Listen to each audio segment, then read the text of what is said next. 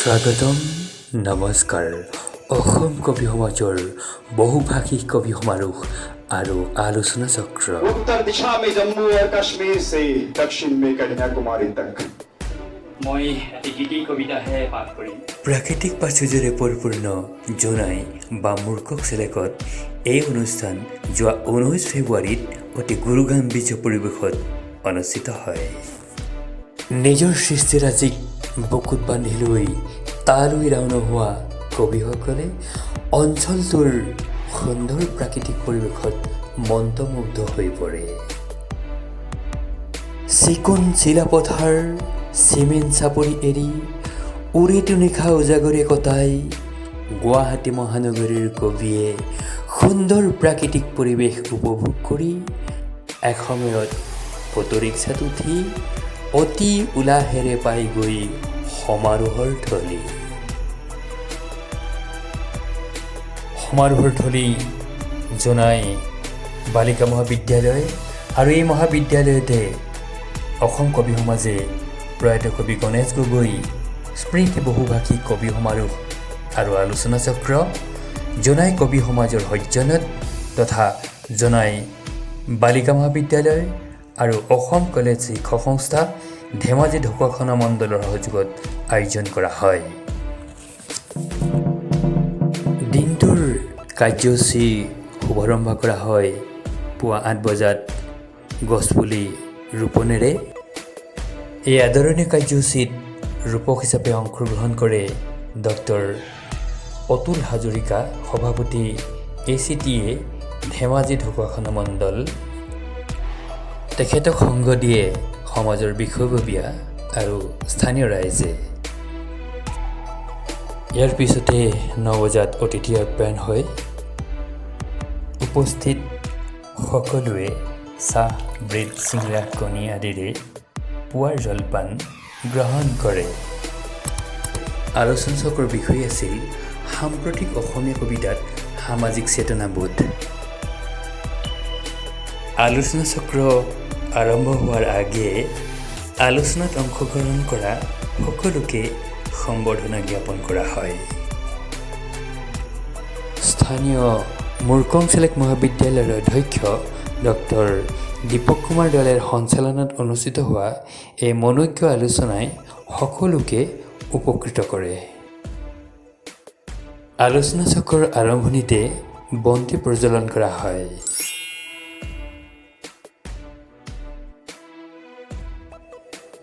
বন্তি প্ৰজ্বলন কৰে স্থানীয় জোনাই মহাবিদ্যালয়ৰ মাননীয় অধ্যক্ষ খগেশ্বৰ পেগু ডাঙৰীয়াই। তেখেতক সহযোগ কৰে বিষয়ববীয়াসকলে। আদৰণি ভাষণ আগবঢ়াই জোনাই কবি সমাজ তথা অভ্যৰ্থনা সমিতিৰ সভাপতি জয় কুমাৰ দলে ডাঙৰীয়াই। আপোনালোকৰ অন্তৰ চুই যোৱাকে আমি আদৰণি জনাব নোৱাৰিবও পাৰোঁ, অথচ আপোনালোকক অতি আনন্দেৰে আদৰণি জনাইছোঁ। আজি আপোনালোকক এনেধৰণে একেলগে দেখা পাই গোটেই অসমৰ কবিবৃন্দ এজন দুজনকৈ হ'লেও একেলগে দেখা পাই খুব আনন্দিত হৈছোঁ। আলোচনাখনি উদ্বোধন কৰে অসম কবি সমাজৰ সভাপতি ৰাজীৱ কুমাৰ ফুকনদেৱে। অসম কবি সমাজৰ মাননীয় উপদেষ্টা শ্ৰীযুত ৰাজেন্দ্ৰনাথ বৰদলৈ, জোনাই কবি সমাজৰ সভাপতি তথা এই অনুষ্ঠানৰ অভ্যৰ্থনা সমিতিৰ সভাপতি মাননীয় শ্ৰীযুত জয় কুমাৰ দলে, বিশিষ্ট অতিথি হিচাপে অংশগ্ৰহণ কৰে স্থানীয় জোনাই বিজ্ঞান মহাবিদ্যালয়ৰ অধ্যক্ষ ডক্টৰ ৰাজেশ্বৰ পেগু ডাঙৰীয়াই। আৰু আগবাঢ়ি যোৱাটো মই আশা কৰোঁ। বিশেষকৈ মই আমাৰ ধেমাজি অঞ্চলত জোনাই অঞ্চলত বিভিন্ন ধৰণৰ কবিতাক ভাল পাওঁ। গৱেষণা পত্ৰ পাঠ কৰে মুৰ্কং চেলেং মহাবিদ্যালয়ৰ সহ অধ্যাপিকা ডক্টৰ প্ৰান্তিকা শৰ্মাই। তেওঁ চেতনা স্ৰোতৰ লগত মুখামুখি কৰিব বিচাৰিছে। নিস্বাত্মিকা এৰি জাতীয় প্ৰতিষ্ঠাৰ আন্দোলনৰ সমন ব্যক্তি হিচাপে যোগদান কৰে মৰিধল মহাবিদ্যালয়ৰ সহযোগী অধ্যাপিকা ডক্টৰ পুৰবী দুৱৰাই। কবি আত্মপ্ৰকাশ কৰা সেই বিশিষ্ট কবিসকল অনন্ত তাঁতী, সমীৰ তাঁতী, এইসকল কবিয়ে কি কৰিছিলে আমাৰ এই কবিতালৈ সেই সামাজিক কৃতজ্ঞতা আগবঢ়াই বিশেষভাৱে লৈ আনিছে। ডক্টৰ মুনীন্দ্ৰ বুঢ়াগোহাঁই আহ্বায়ক আলোচনা কবিতাৰ চক্ৰ। বিভিন্ন দিশবিলাক উলিয়াই অনাৰ উদ্দেশ্য আগত ৰাখি আমি এই আলোচনা সপ্তাহখন আয়োজন কৰিছিলোঁ। আলোচনা অন্ত পৰে সঞ্চালকৰ বক্তব্যত। কবি আহিছে, আলোচক আহিছে, কেৱল ঢুকাইনতে গোৱালপাৰাৰ পৰা আহিছে, বাক্সাৰ পৰা ইয়াৰ আহিছে। পিছতে সমাজৰ কাৰ্যনিৰ্বাহক সভা বহে। কাৰ্যনিৰ্বাহকৰ সকলোকে অভ্যৰ্থনা সমিতিৰ তৰফৰ পৰা সম্বৰ্ধনা জ্ঞাপন কৰা হয়। আহাৰ বিৰতিত দুপৰীয়া সকলোৱে একেলগে আহাৰ গ্ৰহণ কৰে।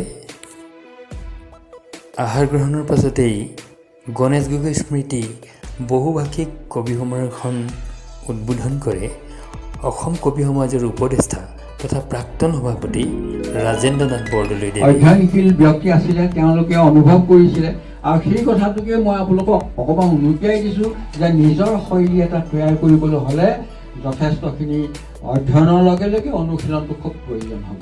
এইটোৱে সদায় মনত ৰাখিব। গতিকে আমি কবিতা এতিয়া বিভিন্ন ধৰণৰ কবিতা সৃষ্টি হ'ব পাৰে। আজি আমাৰ জনচেতনাৰ কথা, যিটো অসমীয়া কাব্য সাহিত্যত জনচেতনা এটা আমাৰ আলোচনা চক্ৰ হৈ গ'ল, গতিকে সেয়াটো আপোনালোকে অলপ গম পাইছে। কিন্তু সেই জনচেতনাৰ এটা ভাগ, দুটা ভাগ, মই ভাবোঁ দুটা ভাগ আছে। গতিকে সেই দুটা ভাগত আপুনি যদি অধ্যয়ন কৰিবলৈ যায়, আমাৰ জনচেতনা অট্টপাদা তেখেত BKD ধেমাজি। তাৰপিছত মোৰ বন্ধুবৰ চিন্তামণি চামলাগাই, তেখেত নেপালী কবিতা পাঠ কৰিব। নেপালী জিলা সাহিত্য সভাৰ সভাপতি জৰ্ণা দাস, বঙালী মুকুংচালিক কলেজৰ, নহয়নে? বহুতো লগ পাইছোঁ, আগতো লগ পাইছোঁ। বিজয় গৰী এগৰাকী লিখক, সাংবাদিক, কবি আৰু মিচিঙৰ এগৰাকী প্ৰতিষ্ঠিত কবি। তেওঁ মিচিং কবিতা পাঠ কৰিব। মই প্ৰথমবাৰত এই জয়ন্ত তপাদাৰ হিন্দী কবিতা এটি পাঠ কৰিবলৈ মঞ্চত আমন্ত্ৰণ জনাইছোঁ। হিন্দী কবিতা কবি জয়ন্ত তপাদাৰ। शीर्षक ऐसा है मेरा देश। उत्तर दिशा में जम्मू और कश्मीर से दक्षिण में कन्याकुमारी तक, पूर्वोत्तर से कच्छ तक, हर कोने में मेरे देश की बात सबसे निराली है। मेरे देश ने मुसीबत के मारे हर एक बहिरागत को इंसानियत के नाते अपने दिल में पनाह दी। यही खासियत है मेरे देश की। इस पावन मिट्टी में कई महान मनुष्यों ने जन्म लिए, कई वीर वीरांगनाओं ने भारत मां की निस्वार्थ सेवा में अपने प्राणों की आहुति दी। तभी तो मेरा देश दुनिया का गहना है। कितनी भी मुश्किलें हो जीवन पथ पर, फिर भी हमें उनसे डटकर मुकाबला करना है। हर हाल में साहस और हिम्मत से काम लेना है। मुसीबतें अनगिनत आएंगी जीवन में, मगर भारत मां की क्रमोन्नति एवं निरंतर विकास हेतु प्रयासरत रहना है हमें। देश की आजादी का अमृत महोत्सव जो हम सब ने बड़ी धूमधाम से मनाया, उसकी गूंज इस पूरे विश्व में जन जागरण की शंखनाद सा बनकर आत्मनिर्भर भारत की एक अच्छी मिसाल बनकर हर एक भारतवासी को अपने लक्ष्य पथ पर अधिक रहने को प्रेरणा देता है। देश का तिरंगा झंडा। नेपाली कविता कवि चिन्तामणि सामलागाई। बेचिएका छन् किलोको धर्म, कागजसँग शब्द सित्तैमा, शब्दसँग भावना सित्तैमा। मूल्यहीन भएका छन् मेरा चाहनाहरू, चकनाचुर भइसकेका छन् मेरा प्रत्येक आकांक्षाहरू। बांग्ला कविता कवि जर्ना दास। মুৰকংচেলেক মহাবিদ্যালয়ত ৰাজনীতি বিজ্ঞান বিভাগৰ কৰ্মৰত অধ্যাপিকা। মোৰ কবিতাৰ শিৰোনামা অৰ্ধ নাৰীশ্বৰ। রমণীরূপী সে দৈহিক গঠনে, পুরুষ সম দৃঢ় সে সাহসী। মায়াময় পৃথিবীতে বিধাতাই চমৎকার করেছে নিজস্ব সৃষ্টিকলার প্রয়োগে। তবু যেন তাহার আগমনে নেই কোনো আয়োজন, আনন্দ উল্লাস। শিশুসুলভ উৎফুল্লিত নিষ্পাপ মুক্ত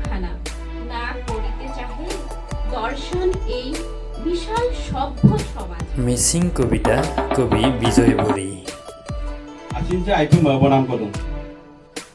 Matom mok hukum to yuma ko duyu kando pa mogulang. Nok kopi yuma ko du na mok asinja itu mabonam kodong. Matom sim yuma soy gulang. Nom bipa amnango dilai doktor ko masugala matung adi tok bilene asin sipur ko. Siang anak ke gene asin sibuk ko. Orok ka aipa menam dojuk tahor ko. Matom no gulang gularung Sile korong kekon ke surungono pesin porokok doropa monyi to. অসমীয়া কবিতা কবি শামছুল বাৰিক এটা আধৰুৱা গানৰ কথাৰে এটা আধৰুৱা গান হে গাই আছিলে কবিয়ে ওৰেটো জীৱনে এটা আধৰুৱা গান হে গাই আছিলে কবিয়ে ওৰেটো জীৱনে কবিয়ে ঘূৰি নাহো বুলি একেবাৰে গুচি গ'ল বুলি কিয় ইমান আকুলতা আজি অসমীয়া নীতি কবিতা কবি বিমান গগৈ শিৰোনাম তুমি নীলকণ্ঠ দ্বীপ মানেনো কি দ্বীপ মানে হাতী দ্বীপৰ বিলতে হাতী পক্ষী জলক এৰি কৰে আপোন পাহৰি সেউজীয়া আচল টানি আত্মহাৰা তাতে প্ৰকৃতি গানে শীতৰ সেমেকা নিয়ৰৰ কণিকা বন্তিৰ বিকা হৈ জ্বলে মৃদু মনেৰাই ছাতি মাৰি বিৰাই সৰকৰ উদাসন দিয়নি তুমি সমন্বয় সাধনা ৰামচৰ ক্ষেত্ৰ অতিথি দেৱভৱু তোমাৰ মহামন্ত্ৰ তুমি নীলকণ্ঠ সজল জলধি স্বাগতম তোমাৰ অজেয় ভকতি নমস্কাৰ প্ৰমাণপত্ৰখনি গ্ৰহণ কৰিবৰ কাৰণে অনুৰোধ জনাইছোঁ উৎপল তালুকদাৰ মঞ্চত আমন্ত্ৰণ জনাইছোঁ সাজু হৈ থাকিব লাগে দীপিকা খাউন অসমীয়া কবিতা কবি উৎপল তালুকদাৰ সপনৰ বহুৰঙী পাণছৈ প্ৰেমৰ বহুৰঙী পাণছৈ সপনৰ বঠা বাই বাই উজাই পাৰৰ নাৱৰীয়া গাই গাই আবাহনী সূত্ৰ অসমীয়া কবিতা কবি দীপিকা খাউন সেউজী বুকুখনো প্ৰেমৰ দোলনি অফুৰন্ত ৰূপত গজালি মেলিব বিমূৰ্ত কবিতা হৈ ৰূপহী আইৰ প্ৰতিটো ঋতুৰ ৰূপালী বুকুত ঢৌ খেলি খেলি মৈত্ৰী প্ৰগতিৰ দুই পাৰি নিশাৰ জোনাকী পৰুৱাও ফুল হৈ ফুলিব ভৰপূৰ ইতিহাসত মই মাথো তোমাৰ বুকুতে বৈ যাম বৈ থাকিম এবাৰ মাথো তুমি কবাহি মই এখন সময়ৰ নদী মই এখন ইতিহাসৰ নদী গাই যাম মানৱতাৰ গান আকাংক্ষাৰে অসমীয়া কবিতা কবি বৰ্ণালী বৰা বৈশ্য বহু ধৈৰ্য আৰু প্ৰত্যাহ্বানৰ কঠিন পথে পথে যাত্ৰা তেওঁৰ যুগে যুগে নিজৰ অস্তিত্বক লৈ সফলতাৰে আকাশ চুব বিচৰা তেওঁৰ আছে এটা সাহসী সত্তা জীৱনৰ খলাবমা অথবা সহস্ৰ প্ৰতিবাদৰ দুৱাৰ খুলি অদম্য সাহসেৰে তেওঁ দৌৰে খোজত খোজ মিলাই অক্লান্ত শ্ৰমিক হৈ ইমূৰৰ পৰা সিমূৰলৈ সোণালী সেইটো বান্ধি ফুলুজৰ একাজলি পোহৰটোতে উমলে এসাগৰ স্নেহ আৰু আশীৰ্বাদৰ পোৱাটো লৈ ৰ'দৰ দৰে উমাল কৰি হৃদয়বোৰ আন্ধাৰবোৰ উজ্জ্বল নক্ষত্ৰ হৈ পঠিত কবিতা তিনি কৰি পৰ্যালোচনা আগবঢ়াই মুৰকং চিলেক্ট মহাবিদ্যালয়ৰ অধ্যাপিকা ডক্টৰ প্ৰান্তিকা শৰ্মাই কবিতাৰ বিচাৰ বা পৰ্যালোচনা এইবাবেই দুৰূহ স্বয়ং ৱৰ্ডছৱৰ্থেও কৈ গৈছে যে কবিতাৰ সত্যতা বাস্তৱ জীৱনৰ তথ্যৰ ওপৰত নিৰ্ভৰশীল নহয় তথাপিও সকলো সন্মানীয় ব্যক্তি সকলো সন্মানীয় কাব্যপ্ৰেমীলৈ মোৰ শ্ৰদ্ধা জনাই মই মোৰ দৃষ্টিৰে আপোনালোকৰ কবিতাৰ খন্তেক ব্যাখ্যা শেষত শলাগৰ শৰাই আগবঢ়াই ক্ৰমে জনাই কবি সমাজৰ তৰফৰ পৰা সভাপতি সম্পাদক আৰু সম বিষয়ববীয়াক আন্তৰিকতাৰে শলাগ যাচিছোঁ লগতে আজি ৰাতিপুৱাৰ পৰা যিটো অনুষ্ঠান হৈ গৈছে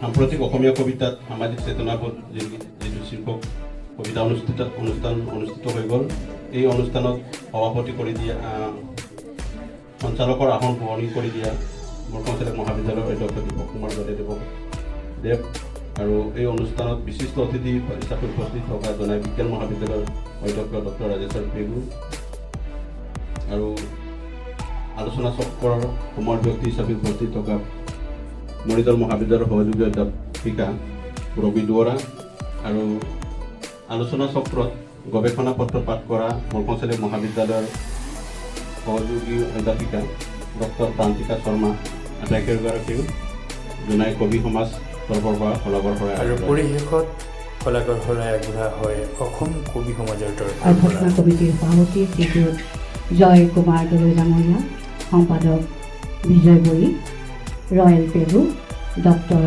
অতুল হাজৰিকা, আলোচনা চক্ৰৰ আহ্বায়ক ডক্টৰ মনীন্দ্ৰ বুঢ়া গোহাঁলৈ আন্তৰিকতাৰে ধন্যবাদ জ্ঞাপন কৰি কলাবৰ সমাৰোহত বহুতৰ লগত চিনা পৰিচয় ঘটে। তেনে এগৰাকী বাইদেউ পুষ্পা কুমাৰী চুতীয়া বাইদেৱে নিজে লিখা কিতাপৰ টোপোলা উপহাৰ আগবঢ়াই বাইদেউলৈ ধন্যবাদ। সমাৰোহ সামৰি গৃহমুখে উভতনি যাত্ৰা। মুৰকং চেলেক ৰেলৱে ষ্টেচনলৈ সকলোৰে ঢাপলি। পুনৰ লাচিত এক্সপ্ৰেছতো উঠি পোৱা গ'ল গুৱাহাটী আৰু এনেদৰেই বহুভাষিক কবি সমাৰোহ আৰু আলোচনা চক্ৰৰ সফল পৰিসমাপ্তি ঘটিল।